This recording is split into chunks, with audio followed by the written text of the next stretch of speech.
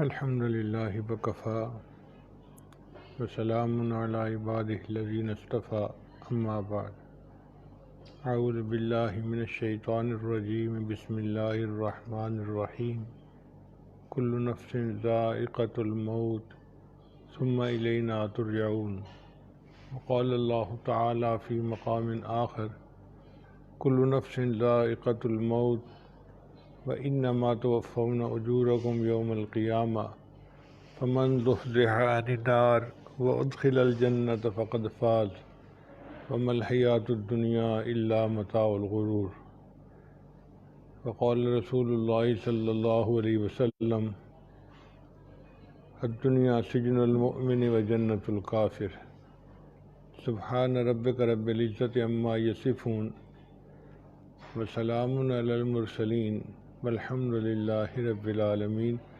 اللہم صلی علی سیدنا محمد وعلی آل سیدنا محمد وبارک وسلم۔ انسانی زندگی ہوا میں رکھے ہوئے چراغ کی مانند ہے۔ اگر جوان آدمی چراغ شام ہے تو بوڑھا آدمی چراغ سحر ہے۔ جس طرح چراغ ایک جھونکے کا محتاج ہوتا ہے، انسانی زندگی بھی ایک پل کی محتاج ہوتی ہے۔ چنانچہ ایک لمحے میں انسان دنیا میں ہوتا ہے اور اگلے لمحے میں اس دنیا سے روانہ ہو چکا ہوتا ہے۔ اس لیے انسان کو چاہیے کہ اپنی موت کے لیے تیار رہے۔ کوئی نہیں جانتا کہ اس کو کب موت آئے گی۔ قرآن مجید کی ایک آیت میں واضح طور پر یہ بتایا گیا ہے کہ کوئی آدمی نہیں جانتا کہ اس کو کب موت آئے گی اور کس جگہ پر موت آئے گی۔ یہ علم فقط اللہ ہی کو ہے۔ تو جب ہمیں موت کا پتہ ہی نہیں تو پھر عقل مند وہ ہے جو اس کے لیے تیاری کرے۔ اور عجیب بات ہے کہ یہ دنیا کی مصروفیتیں ایسی ہیں کہ بندے کو اپنے اندر مشغول کر لیتی ہیں اور بندے کو فرصت ہی نہیں ملتی۔ چنانچہ مشغول لوگ کہنا شروع کر دیتے ہیں اور جی ہمیں تو مرنے کی بھی فرصت نہیں ہے۔ اللہ اکبر کبیرہ۔ ایک مسجد کے دروازے کے ساتھ کرائے کی دکانیں بنی ہوئی تھیں اور ایک بندہ مسجد کا کرایہ دار تھا، یعنی وہ مسجد کی انتظامیہ کو کرایہ دیتا تھا اپنی دکان کا، مگر جماعت کے ساتھ نماز نہیں پڑھتا تھا۔ اس کو جب بھی لوگ پوچھتے کہ بھئی اندر جماعت ہو رہی ہے نماز پڑھ لو، وہ کہتا میں کیا کروں، مجھے تو مرنے کی بھی فرصت نہیں۔ اس حالت میں اس نے اپنی دکانداری کی اور ایک دن ایسا بھی آیا کہ اپنی دکان میں اس پہ ہارٹ اٹیک ہوا اور وہ فوت ہو گیا۔ مسجد کے دروازے کی دکان پر بیٹھ کر اگر نماز کی توفیق نہیں تو یہ اللہ تعالیٰ کی طرف سے کتنی بڑی سزا ہے بندے کے لیے۔ تو ہم جو دنیا کی مصروفیتوں کے بہانے کرتے پھرتے ہیں یہ سب فضول ہے۔ یہ دنیا وطن اقامت ہے، ہمیں چھوڑ کے جانا ہے۔ نبی علیہ السلام کو اللہ فرماتے ہیں وَمَا جَعَلْنَا لِبَشَرٍ مِّن قَبْلِكَ الْخُلْدَ، اے میرے محبوب آپ سے پہلے بھی ہم نے کسی بندے کے لیے ہمیشہ یہاں رہنا نہیں لکھا۔ کوئی ہمیشہ نہیں رہے گا، بالآخر سب نے چلے جانا ہے۔ اس لیے کہتے ہیں کہ اگر موت کو دواؤں کے ذریعے سے ٹالا جا سکتا تو افلاطون اور جالینوس کو موت نہ آتی۔ اگر موت کو قوت و بازو سے ٹالا جا سکتا تو وقت کے پہلوانوں کو اور رستم زمان لوگوں کو موت نہ آتی۔ اگر موت کو مال و دولت کے ذریعے سے ٹالا جا سکتا تو قارون کو کبھی موت نہ آتی۔ اگر موت کو حکومت کے ذریعے سے ٹالا جا سکتا تو فرعون کو موت نہ آتی۔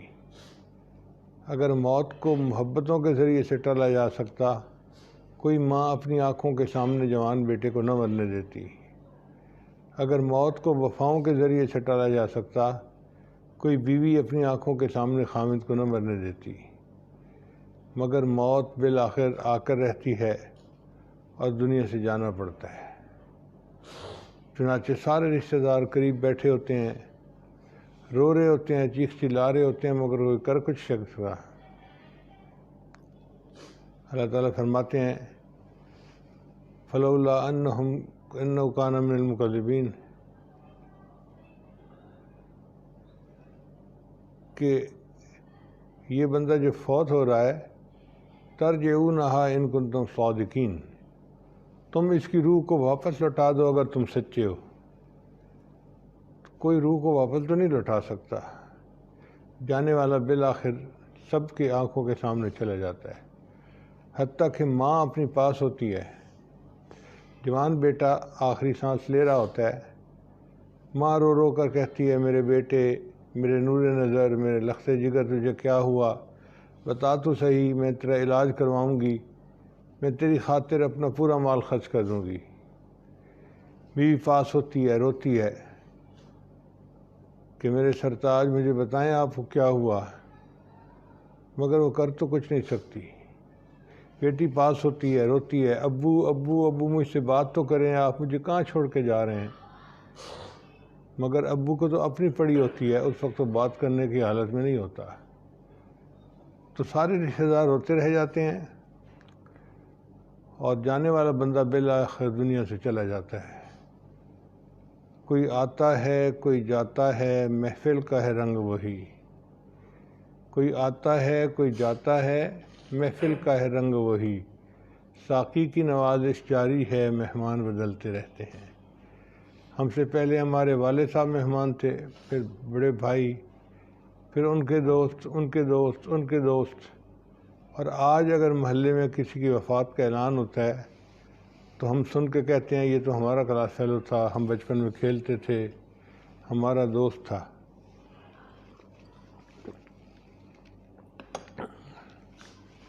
تو جانے والے بالآخر چلے جاتے ہیں، اور اللہ تعالیٰ دنیا میں نئے لوگوں کو بھیجتا چلا جاتا ہے۔ مگر یہ طے شدہ بات ہے کہ جانا سب نے ہے۔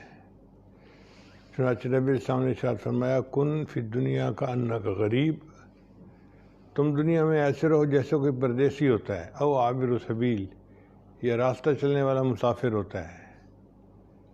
پردیس کا مطلب یہ ہے کہ جو لوگ یہاں سے نوکری کرتے ہیں بیرون شہروں میں، تو ان کا دل وہاں نہیں لگتا، وہ اپنے گھر کے لیے اداس ہوتے ہیں، گھر جانے کے لیے تڑپتے ہیں، اور جیسے ہی ان کو موقع ملے فوراً اپنے گھر واپس آتے ہیں۔ اسی طرح ہمارا اصل گھر جنت ہے، اللہ نے ہمیں کچھ وقت کے لیے دنیا میں بھیج دیا ہے۔ اب یہاں رہتے ہوئے ہم اپنی طرف سے کوشش کریں کہ آخرت کی تیاری ہو، اور جب آنے کا وقت آئے تو پھر ہم اس وقت آرام کے ساتھ دنیا سے آخرت کی طرف روانہ ہو جائیں۔ زندگی انسان کی ہے مانند مرغ بے نوا، شاخ پر کچھ دیر بیٹھا چہچہایا اڑ گیا۔ انسان کی زندگی پرندے کی مانند ہے، جیسے پرندہ ایک درخت کی ٹہنی پر آ کر بیٹھتا ہے، تھوڑی دیر چہچہاتا ہے، پھر اڑ کے چلا جاتا ہے۔ ہم بھی آئے ہیں اور یہاں پر آ کر تھوڑی دیر زندگی گزارنی ہے، اور بالآخر ہم نے یہاں سے چلے جانا ہے۔ اس مختصر سی زندگی کو نیکی میں گزارنے کی کوشش کرنی چاہیے، تاکہ قیامت کے دن اللہ کے سامنے جا کر ہمیں کسی بات پر شرمندگی نہ ہو۔ حدیث پاک میں آتا ہے کہ 5 نعمتیں ہیں رزق کی۔ انسان کو اللہ تعالیٰ نے کھانا دیا، پینا دیا، پہننا دیا، مکان دیا، بیوی دی، سواری دی۔ تو یہ کھانا پینا، پہننا، گھر، بیوی اور سواری 5 نعمتیں ہوئیں۔ یہ 5 بنیادی نعمتیں ہیں۔ تو جو بندہ 5 وقت کی نمازیں اپنے وقت پہ ادا کرتا ہے، وہ گویا ان تمام نعمتوں کا شکر ادا کرنے والا ہوتا ہے۔ قیامت کے دن اللہ تعالیٰ اس کو اپنے شکر گزار بندوں میں شامل فرمائیں گے۔ کھانا پینا، سواری، مکان، بیوی اور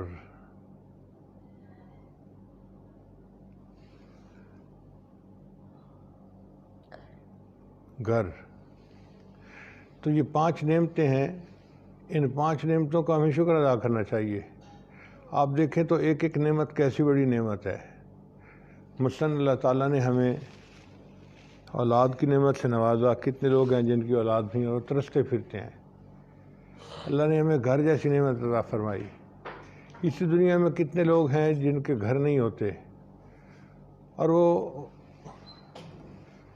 کبھی ادھر اپنا خیمہ لگا کے رہتے ہیں، کبھی ادھر رہتے ہیں، دھوپ میں، سردی میں، اتنا موسم جو ہے نا اس کی اونچ نیچ برداشت کرتے ہیں، مگر گھر کی نعمت ان کے پاس نہیں ہوتی۔ کتنے لوگ ہیں جن کے پاس سواری نہیں ہوتی، کتنے لوگ ہیں جن کے پاس نیک بیوی نہیں ہوتی، پریشان ہوتے ہیں۔ تو جن کو اللہ تعالیٰ نے یہ سب نعمتیں عطا فرمائی ہیں، حق بنتا ہے کہ ان کا شکر ادا کیا جائے۔ تو 5 نعمتوں کا شکر یہ ہے کہ انسان 5 وقت کی نماز پابندی کے ساتھ پڑھے، اللہ تعالیٰ اس کو اپنے شکر گزار بندوں میں شامل فرمائیں گے۔ اور علماء نے لکھا ہے کہ 5 ایسی پریشانیاں ہیں جو ہر بندے پر آنی ہیں۔ پہلی پریشانی ہے سکرات موت۔ موت کے وقت کی جان کنی ہوتی ہے نا، وہ تکلیف ہوتی ہے، اس میں سے ہر بندے نے گزرنا ہے۔ مگر فرق یہ ہے کہ مومن کے لیے وہ آسان ہوتی ہے اور غافل اور فاجر آدمی کے لیے وہ بہت تکلیف دہ ہوتی ہے۔ اتنی تکلیف دہ کہ بندے کو محسوس ہوتا ہے کہ جیسے میرے اوپر سینے پر پہاڑ رکھ دیا گیا ہے، اب مجھے سوئی کے سوراخ میں سے سانس آ رہا ہے۔ اس وقت کی تکلیف برداشت کرنی مشکل ہے۔ حضرت علی جان فرمایا کرتے تھے کہ زندہ بکری کی جیسے کھال اتار دی جائے تو جتنی تکلیف اس کو ہوتی ہے، ایسے موت کے وقت بندے کو تکلیف ہوتی ہے۔ لیکن جو نیک لوگ ہوتے ہیں ان کی جان ایسے نکالی جاتی ہے جیسے مکھن میں سے بال نکال لیا جاتا ہے، ان کو پتہ بھی نہیں چلتا، اور اللہ تعالیٰ کے فرشتے ان کی روح کو قبض کر لیتے ہیں۔ پھر دوسری تکلیف ہے قبر کی، کہ انسان جب قبر میں داخل کیا جاتا ہے تو نیک بندے کے لیے تو قبر جنت کا باغ بن جاتی ہے، لیکن جو فاسق و فاجر ہوتا ہے اس کے لیے قبر جو ہے وہ تکلیف کا جہنم کا گڑھا بن جاتی ہے۔ چنانچہ اس کو قبر کی دیواریں آپس میں بھینچتی ہیں اور ہڈیاں ایک طرف کی دوسری طرف ہو جاتی ہیں۔ انسان اتنی تکلیف میں ہوتا ہے، تاریکی ہوتی ہے، پکارتا ہے مگر مدد کے لیے کوئی وہاں نہیں آتا، اکیلا ہوتا ہے۔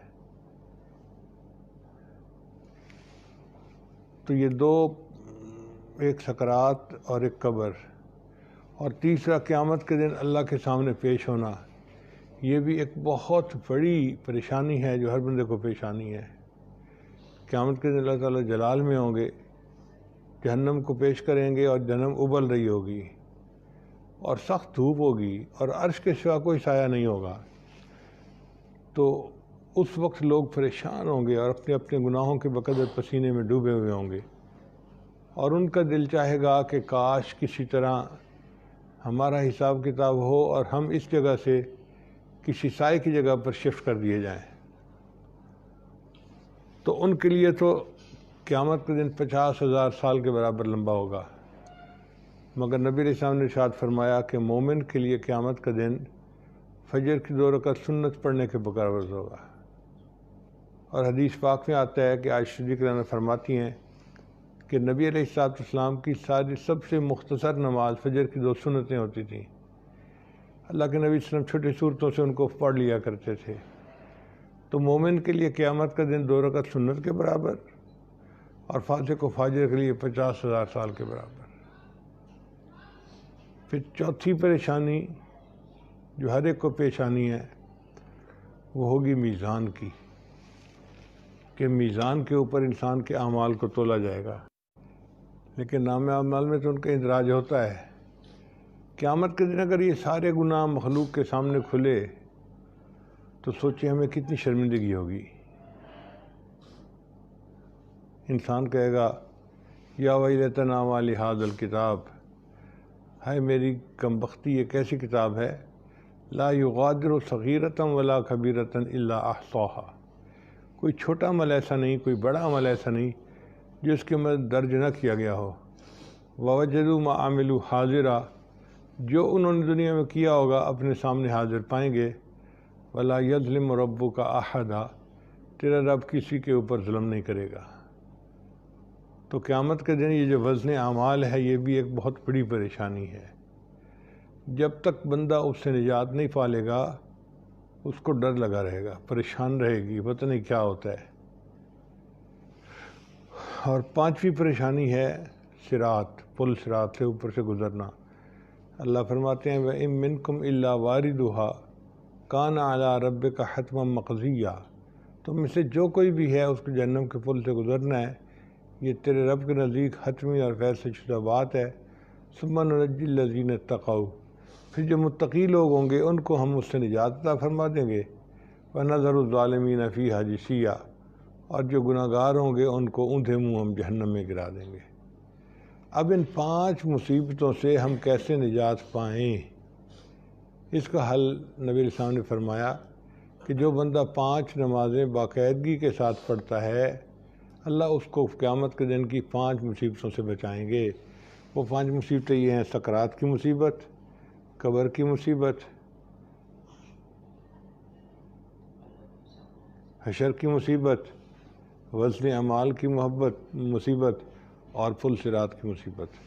وہ بندہ ان 5 مصیبت مرحلوں سے آسانی کے ساتھ پاس ہو کر آگے چلا جائے گا اور اللہ تعالیٰ کی اس کے اوپر رحمت ہوگی۔ آج وقت ہے موت کی تیاری کرنے کا اور زندگی کو نیکی کی لائن پر گزارنے کا۔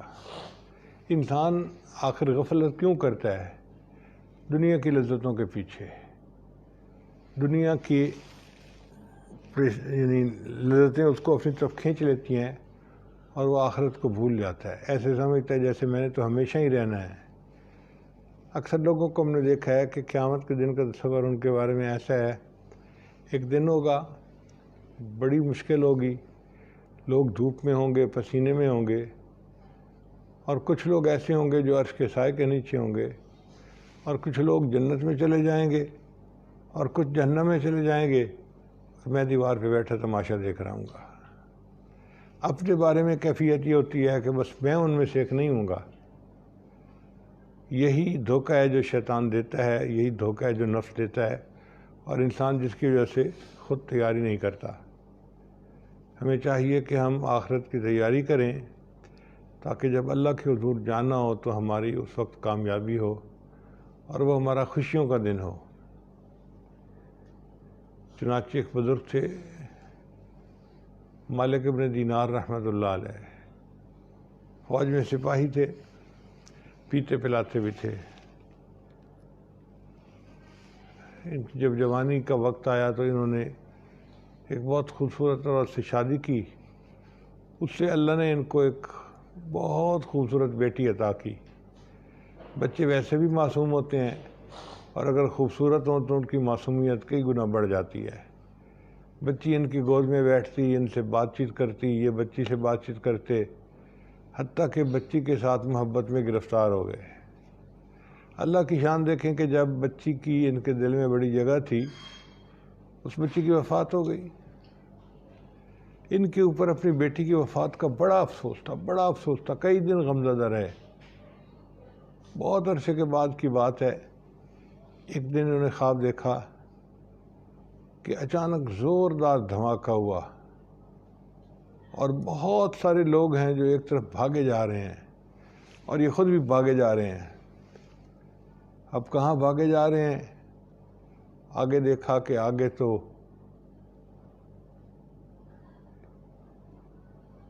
ایک جگہ ہے جہاں پر 2 راستے ہو جاتے ہیں، کچھ راستے جنت کی طرف جاتے ہیں اور کچھ راستے جہنم کی طرف۔ اب یہ وہاں پر پریشان کہ میں کہاں جاؤں۔ اتنے میں انہوں نے دیکھا کہ ایک اژدہا ہے، بڑا سانپ ان کے پیچھے بھاگ رہا ہے، تو یہ گھبرا کے بھاگے کہ اژدہا کہیں مجھے پکڑ نہ لے۔ اب جتنا یہ تیز بھاگتے اژدہا اتنا قریب ہوتا جاتا تھا۔ ایک ٹیلا نظر آیا تو یہ پریشانی میں ٹیلے کے اوپر چڑھ گئے، اژدہا بھی پیچھے پیچھے، حتیٰ کہ اژدہا ان کے بہت قریب آ گیا۔ تو انہوں نے ٹیلے کے پیچھے ایک بندہ دیکھا جو بہت کمزور بوڑھا سا تھا۔ یہ اس کے پاس گئے اور اس کو کہا کہ دیکھو بھائی میرے پیچھے اژدہا پڑا ہوا ہے، مجھے بچاؤ۔ اس نے کہا میں ضرور بچاتا، میں کیا کروں، میں بہت کمزور ہوں اور اژدہا بہت موٹا ہے، میں کچھ کر نہیں سکتا۔ انہوں نے پوچھا کہ پھر میں کیا کروں؟ اس نے کہا میں اتنی ہیلپ کر سکتا ہوں کہ یہ سامنے بڑی بڑی عمارتیں ہیں نا، ان میں مسلمانوں کے چھوٹے چھوٹے بچوں کو رکھا گیا ہے اور وہ اپنے ماں باپ کی شفاعت کریں گے۔ اگر تمہارا کوئی چھوٹا بچہ فوت ہوا ہے نا تو وہ بھی یہاں ہوگا، تم جاؤ وہاں، ہو سکتا ہے تمہارے لیے کوئی آسانی ہو جائے۔ چنانچہ مالک ابن دینار نے اس مکان کی طرف بھاگنا شروع کر دیا۔ ازدہ ان کے پیچھے لگا ہوا تھا۔ اتنا ازدہ قریب آ گیا کہ قریب تھا کہ وہ ازدہ ان کو بائٹ ہی کر لیتا، کہ اتنے میں ایک آواز آئی، اے بچوں، تم میں سے کوئی ہے اس کی شفاعت کرنے والا؟ تو ہزاروں بچوں نے کھڑکیوں میں سے باہر کی طرف دیکھا، اس میں ایک بچی ان کی بھی تھی۔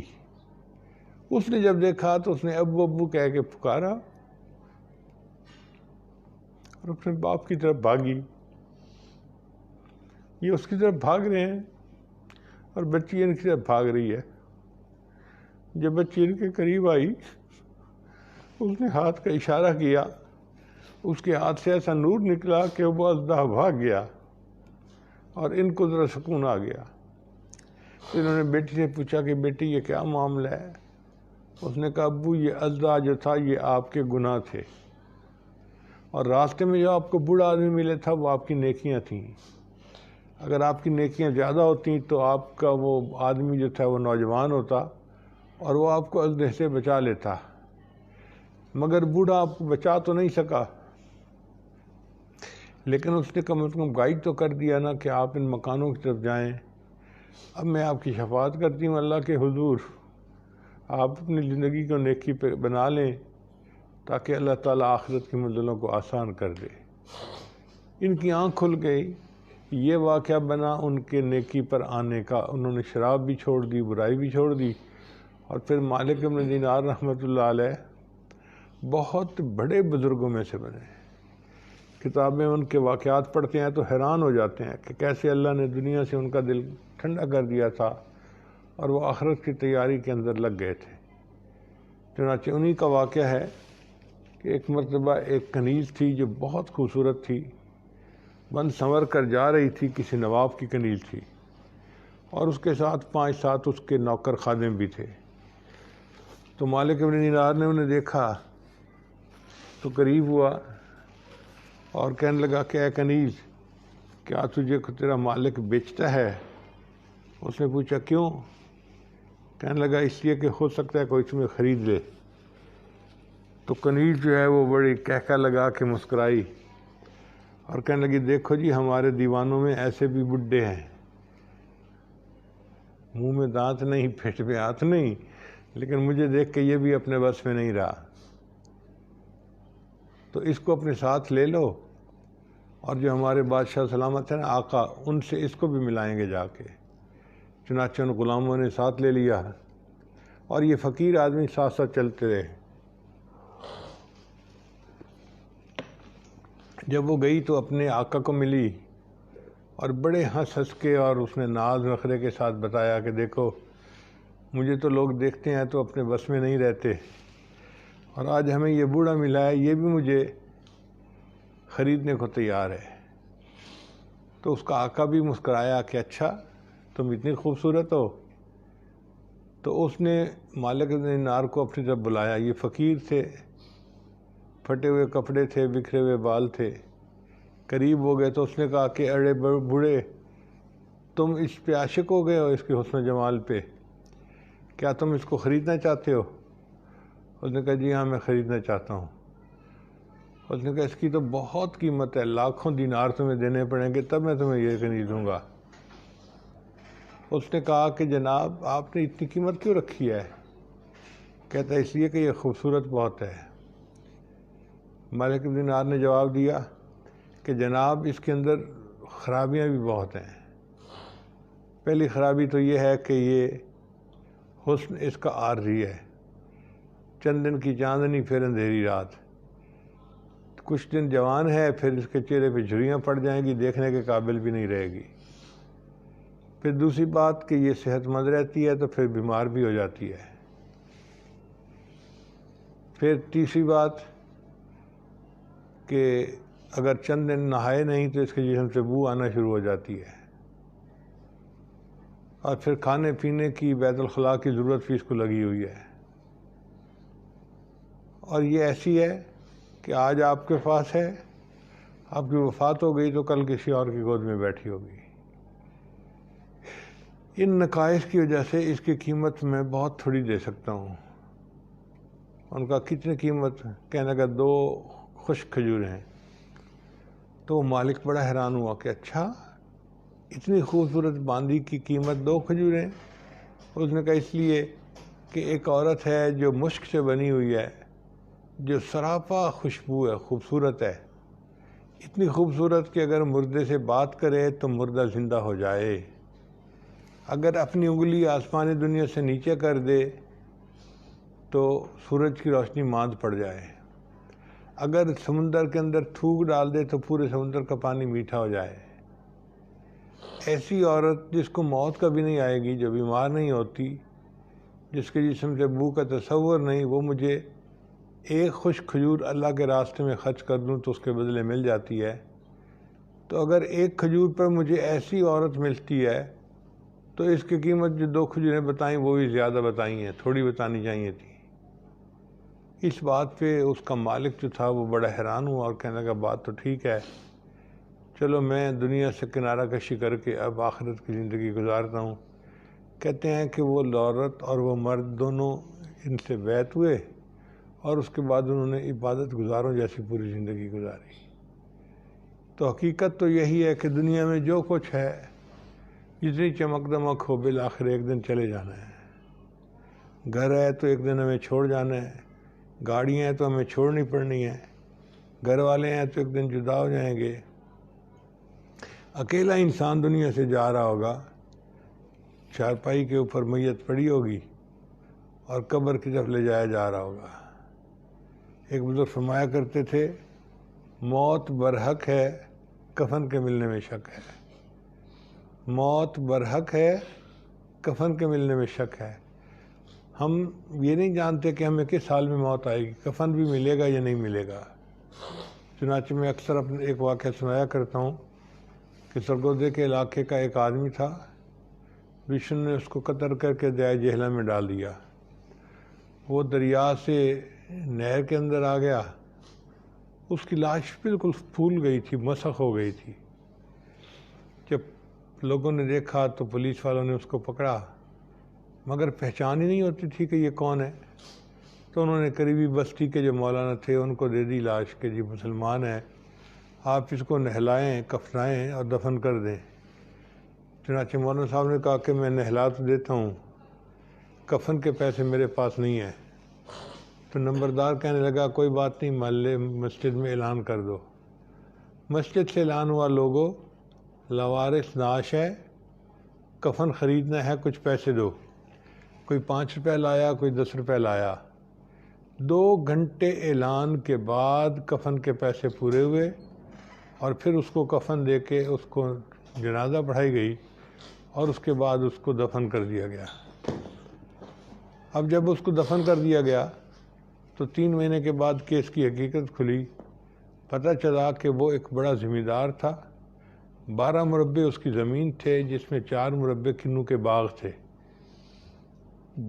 کروڑوں روپے اس کے بینک اکاؤنٹ میں پڑا تھا، 4 اس کے جوان بیٹے تھے، 2 اس کے محل نما مکانات تھے اور اس کی بیویاں تھیں، علاقے کا نمبردار تھا۔ اب جو علاقے کا نمبردار ہے اور کروڑوں روپے اس کے بینک اکاؤنٹ میں پڑا ہے اور 12 مربع زمین کا مالک ہے اور 4 مربع کنوں کے باغ ہیں، اس بندے کو کبھی سوچا بھی نہیں ہوگا کہ میں جب مروں گا تو میرے کفن کے لیے 2 گھنٹے اعلان ہوگا اور پھر کفن چندے کے پیسے سے لے کے میں دنیا سے جاؤں گا۔ اس لیے سچ کہا، موت برحق ہے، کفن کے ملنے میں شک ہے۔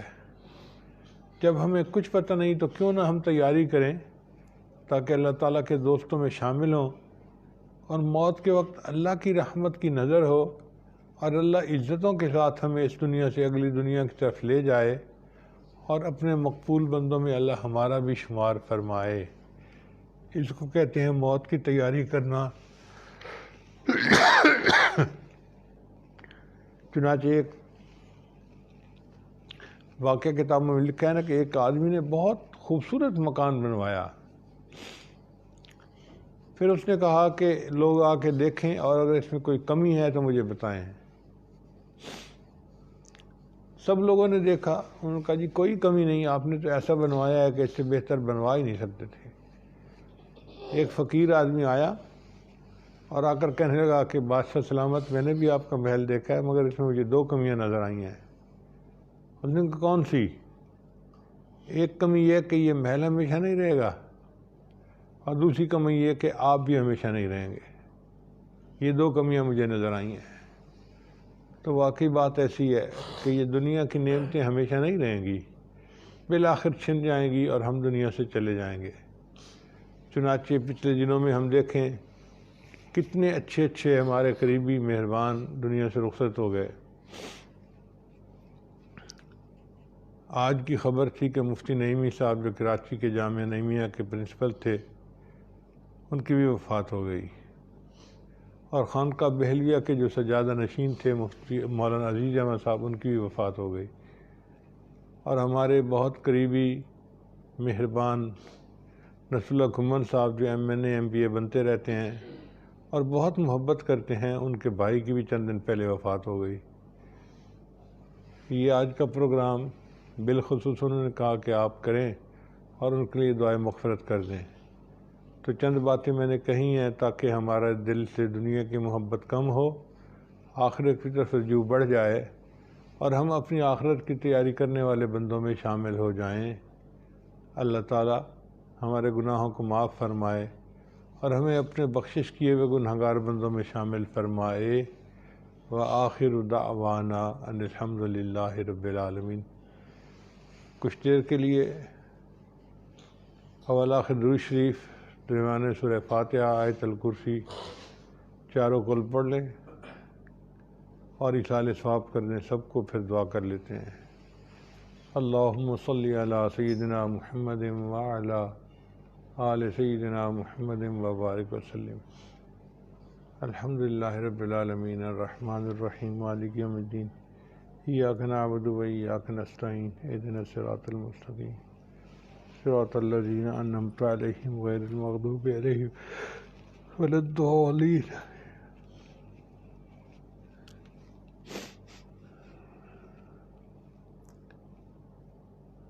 قل یا ایھا الکافرون لا اعبد ما تعبدون ولا انتم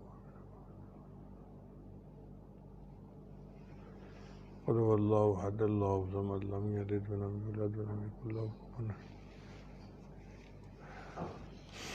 قل اعوذ برب الفلق من شر ما خلق ومن شر غاسق،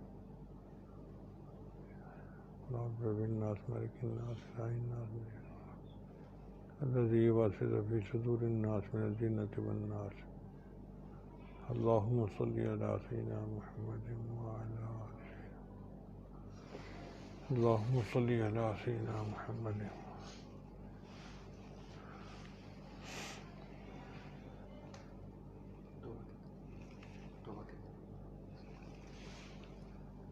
دعا سے پہلے توبہ کے کلمات بھی ہم پڑھ لیتے ہیں تاکہ ہماری دعائیں آسانی سے قبول ہو جائیں۔ پڑھتے جائیے یہ کلمات سچے دل کے ساتھ۔ بسم اللہ الرحمن الرحیم۔ لا الہ الا اللہ محمد الرسول اللہ۔ آمنت باللہ وملائکتہ وکتبہ ورسلہ والیوم الآخر والقدر خیرہ وشرہ من اللہ تعالی والبعث بعد الموت۔ آمنت باللہ کما ہوا باسمائہ وصفاتہ وقبلت جمیع احکامہ اقرارا باللسان وتصدیقا بالقلب۔ اشہد ان لا الہ الا اللہ واشہد ان محمدا عبدہ ورسولہ۔ استغفر اللہ ربی من کل ذنب وأتوب إلیہ برحمتک یا ارحم الراحمین۔ ان کلمات کو پڑھنے سے ہم تو طائب ہو چکے ہیں، چند معمولات ہیں جن کو باقاعدگی سے کریں گے اللہ تعالیٰ دل کو منور کریں گے۔ ان میں پہلا عمل ہے 100 مرتبہ استغفار صبح شام پڑھنا، دوسرا عمل ہے 100 مرتبہ درود شریف صبح شام پڑھنا، تیسرا عمل ہے قرآن مجید کی تلاوت روزانہ کرنا، چوتھا عمل ہے کہ ہر وقت دل میں اللہ کو یاد کرنا، اور پانچواں عمل یہ ہے کہ 15-20 منٹ صبح اور شام مراقبہ کرنا۔ مراقبہ بہت اعلیٰ عبادت ہے۔